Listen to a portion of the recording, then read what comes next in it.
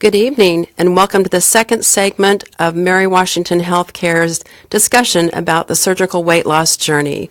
This is Jeannie Burkett in the Marketing and Communications Office, and thank you for joining us tonight. Last week, we spoke with Dr. Denis Halmi and his dietitian Meredith about the weight loss journey and the details that many of you were interested in hearing about. Tonight, we are welcoming back Dr. Halmi as well as one of his patients. And I think tonight is going to be particularly interesting because we're not going to hear just the medical side of surgical weight loss, but we're going to hear what it's been like for this young man and what he's gone through over the last few months in his own personal journey.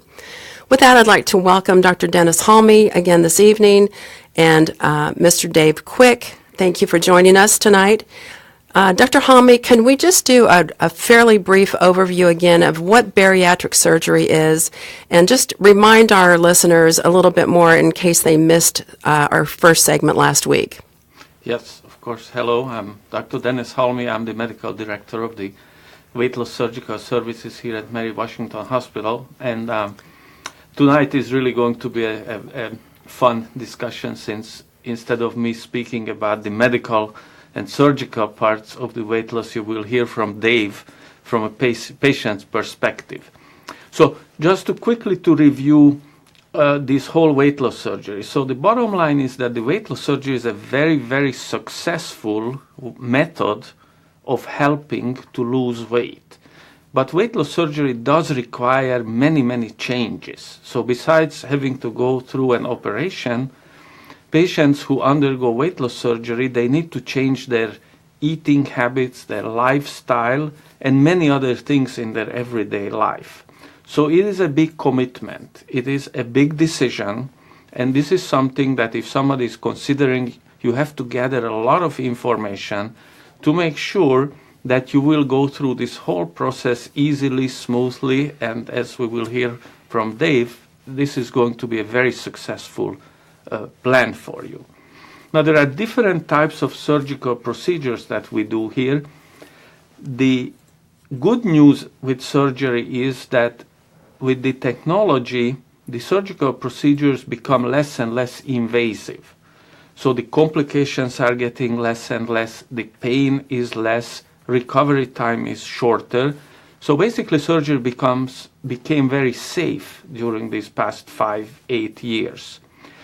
So that part of the whole plan, meaning going through the surgery, is very safe. Now the ultimate success of the surgery largely though depends on how you will change your behavior, how you will change your eating habits. So we will provide you with a lot of information, a lot of education before surgery. And then following the operation, you need to continue with the follow-up, with the exercise, monitoring your diet, and obviously you will need a lot of support. So we will be able to provide you on the medical side through the medical office and on the patient side through our support groups. So the operation that we do most frequently today is called the sleeve gastrectomy. Sleeve gastrectomy is a surgery where we remove about 80% of the stomach. So that will leave you with a small, narrow stomach that only requires a very small amount of food to fill. Once that small stomach gets full, you get the sensation of a full stomach, which will give you a sort of satisfaction with the meal. It will take away your hunger, your appetite, and your cravings. So it works very well for weight loss because even though you're eating small portions of food, you don't struggle with hunger and cravings. But on the other hand, you need to get used to this. You need to learn how to eat slowly, how to chew the food, and what are the foods that you can easily digest so you can get enough protein, enough nourishment, so your weight loss will be safe and very fast. So the surgery, and actually I think Dave will tell you a little bit more about this, since maybe from his perspective, this is a little different than from my perspective, but the surgery is very smooth usually. The recovery is fast, and there is not a whole lot of pain involved. So what I want to do, Dave, let's talk a little bit about this project. So let's start at the beginning. So tell us what kind of made you decide to choose surgical weight loss? I pretty much tried everything. I tried diets,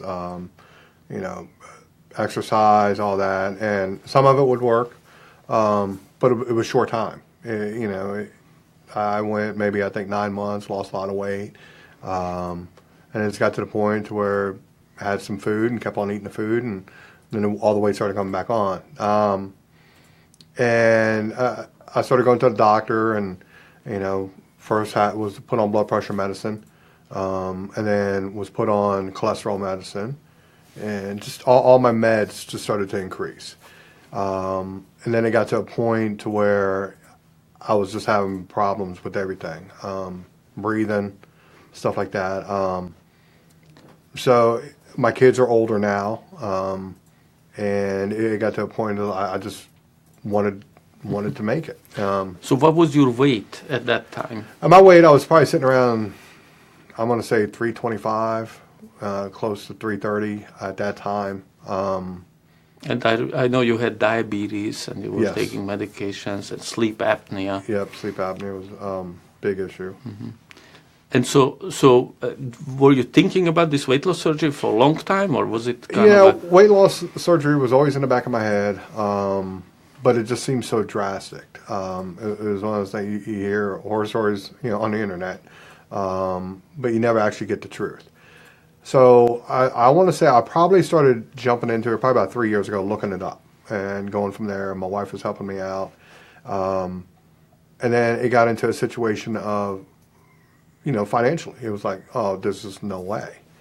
Then I found out that a lot of insurance companies, a lot of them are doing it because I guess they'd rather pay for that instead of other things that can happen.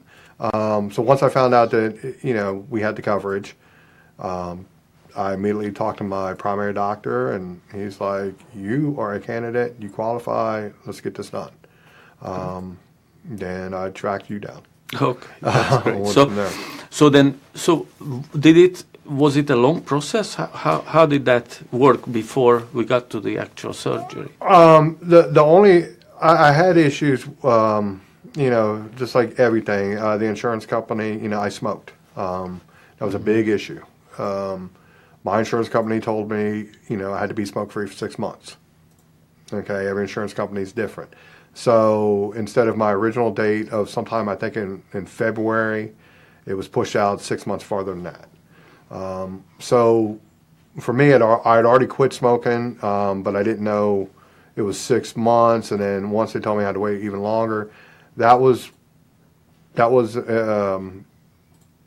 mind-blowing at that point. And then, but once I got over that hurdle of, okay, well, it is what it is, it was just following everything. I quit drinking alcohol.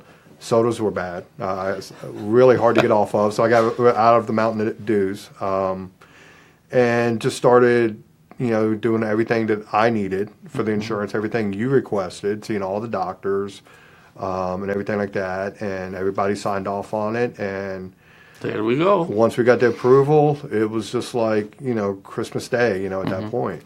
So this was 4.5 months ago, when you had the surgery here at Mary Washington Hospital. Yep, October 25th. And since then, how much weight have you lost? Close to 100 pounds. 100 pounds. Yeah, I'm down to 218 now. I think at that time I was sitting around, 310. So, yeah, I 8 pounds short. So what about your health issues now? No meds. Immediately was off the metformin, which, was controlling my blood sugar. Blood pressure medicine's gone. Cholesterol medicine's gone. Only meds I'm on is acid reflux and my vitamins. That's great.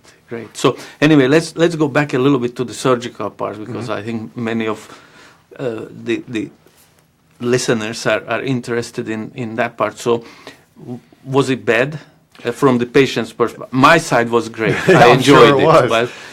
But It wasn't bad. I was never in any pain. I was sore. You know, I guess with the surgery, you know, I had a lot of gas issues the first day or two to where it stays in your body cavity and all that. That hurt. You know, but as far as the actual procedure, it was just sore. You know, while I was in the hospital, you know, I went through the regular hospital food based upon that diet, which was pretty much ice chips and water and some liquids. When I got home, it wasn't a slow recovery. I was really sore the first couple of days, but each day you actually know that you're a lot better off than you were the day before. So my surgery was on a Wednesday. you went home on Friday, so Yes. 2 days in the hospital. Yep, 2 days in the hospital. Went through the weekend. That whole following week, I was at home. And then the following Monday, I was back at work. So I was out of work for a week and a half. That's great. And then I was back on the motorcycle in 6 weeks.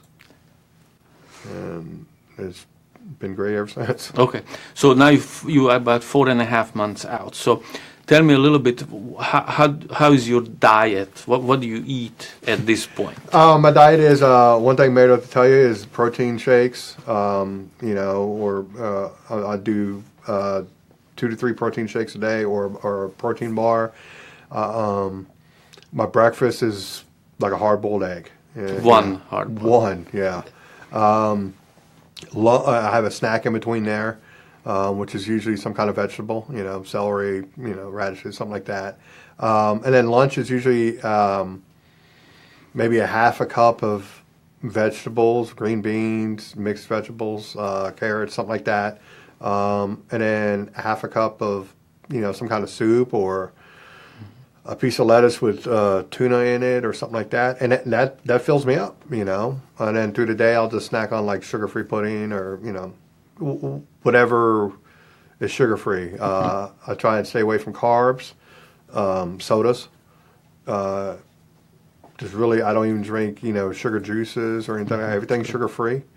And that's pretty much it. How about your hunger or appetite? Do you have a lot of trouble with this? No. The appetite, if anything, it's false. You know, if it comes up. You know, I like food. You know, I was big because I liked food. There was no other reason. My body didn't eat everything I ate, but you know, my mouth did, and it tasted good. So How does that change? It just changed to where your mind and your body actually tells you don't need all this. If you eat too much, you're going to know. Just like if you go to a buffet and you're there for 3 hours, you're going to know. So this, you know, I can eat maybe a half a cup of whatever, or a very small sampling of tuna fish, or chicken or something like that, and that fills me up to where I'm good. So compared to before the surgery, give us a little comparison. Like, Well, you know, before, you know, my wife make chili in the middle of winter, and I could sit down, have 2 big bowls of that, a thing of grilled cheese sandwich, a big Mountain Dew, and I was good to go. Now I do about a half a cup, drink some water, and I'm done. I'm good. I know a lot of people like, there's just no way I can do it. And I thought about that too. It's like, there's no way I can live off that. But you know, like I said, your body adjusts, and it's normal for me now. so what about physically? How do you feel with this weight loss? I've got so much energy now. I mean, I'm not ready to go run a marathon or anything like that, but you know, I'm not craving that nap in the middle of the day. The weekends come around. I'm up usually pretty early, just doing stuff around the house, you know, going to different places or whatever. So the energy's there. Energy is there. Do you do exercise? Do you work Yes, out? yeah, I go to the gym now. I actually signed up to the gym. You gave me the go-ahead to do it January 1st. I signed up on the gym December 31st, and I was there January 1. While everybody was recovering from, you know, that night, I was at the gym. And it felt good. There are days where, you know, it's just, you know, I don't go as much as I should, or as much as I used to go before I got big, but but I go. And that's the biggest thing. You just got to keep on going, push yourself to it, walking, doing whatever you can do just to stay active.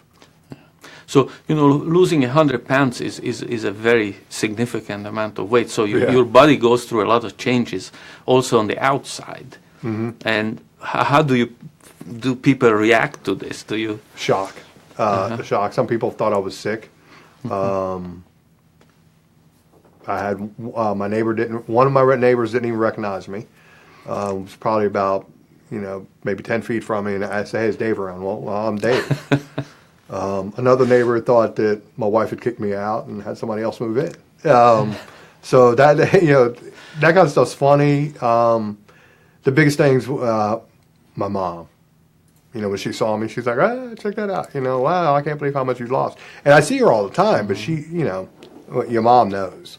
So, that, my brother, I sent a picture to my brother probably about 3 months later, and he was kind of shocked by the whole thing. And then I look at pictures, and, somebody will take a picture of me or whatever.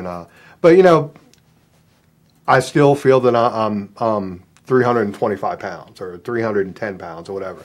I still feel like that until I see pictures or until somebody says something or until I go, gotta get new clothes.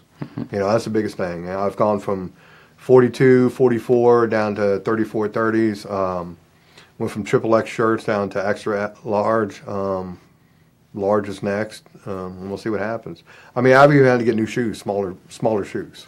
So it's a complete change. Oh, it's a complete change, yeah.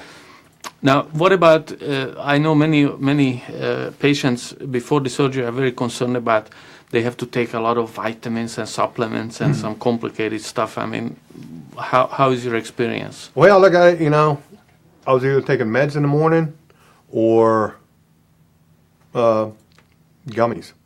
And that's pretty much what I do. I take, I'd rather take those in the morning. I take vitamin supplements, which, you're going to have to do. And that's pretty much, that's a normal routine that I go through daily, and it's not that big of a deal. I mean, if I forget it, I'm not going to pass out or anything like that. It's just, it's just something you just get used to. If somebody's grabbing a cup of coffee, you grab your vitamins. For me, I grab a thing of water, put some flavoring in it, and I grab my chewables, and I'm gone. So how is your sort of support system working? In other words, your family, because there is always a concern that now you're going to have to be on a different diet. You may not be able to participate in certain kind of fun activities where, we go all out and eat and we have some parties. So how does that work? Well, we haven't been out to eat. I do get asked about that every once in a while from my daughter or my wife. But my thing is I'm not looking to go out and waste money because what am I going to eat? So but they've been fine with it. So we just get a lot of delivery or they can go out to eat. Support system's been great. My mom, my wife has been awesome with the whole thing. She's constantly making healthy stuff around the house for me, looking up different things. What do you think about this? What do you think about that? My daughter's been great, same scenario. I actually got rid of my fryer. I gave that to my son. So there's a lot of things that it is a life-changing thing for the household. But everybody's been great and really no issues there. Yeah, that's good because usually that's one of the issues that I see sometimes, especially with guys having this surgery, that, usually we guys, we don't know how to cook or prepare food, so we kind of depend on someone to feed us. And so you need somebody supportive, like, your wife or family members who are actually supporting this plan. Right. So what do you do in your free time? Like, what's your favorite sort of activity? I'm on my motorcycle or, just mess around at the house with the dogs or, or. So has that changed? Oh, yeah, since, Everything's since the surgery? Yeah, like messing around with my car or my truck or whatever. And so, now, before it used to be, I'll do that this weekend, or, I'm not going to do that now, or I'm too tired, I don't want to mess with it. Now it's just like, I get up, I'll wait for the sun to come up. It's like, okay, it's up, I'm going to go outside. On the weekends do stuff. I get home from work now, I'm, just, messing around with stuff at the house or vehicles or whatever. So all in all, your experience with this whole decision that you've made is that The only thing I wish that was different is I would have done this years ago, just for the simple fact of how much it has changed me. My lifestyle prior was pretty wild as far as what I did to my body and just everything like that. And that was decades of doing stuff. Mm-hmm. And now it's an issue of, it's the same scenario, but I'm trying to do the same thing. Before, I used to smoke, I used to drink, I used to eat as much as I could, and just not really, not care. Mm-hmm. You think you're going to live forever when you're younger, and as you get older and your kids start getting older and all that, you realize, hey, this is going to be, this is the real deal. And you got to mature up really quick and realize you're not going to be around forever. But you want to go as long as you can go. Mm-hmm. And this was one of the best decisions I ever did.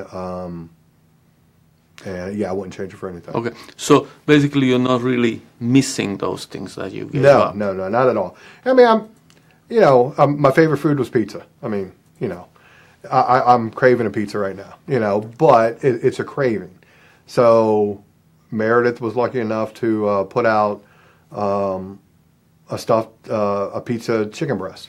Mm-hmm. So I'll be having that this weekend. Yeah. So I think I hear this all the time that, just because you had weight loss surgery, that doesn't mean that you have to stop eating or giving up enjoying food. It's just going to be a different kind of food that you enjoy. Exactly. And also you get a lot of other things out of life that before the weight loss you didn't get.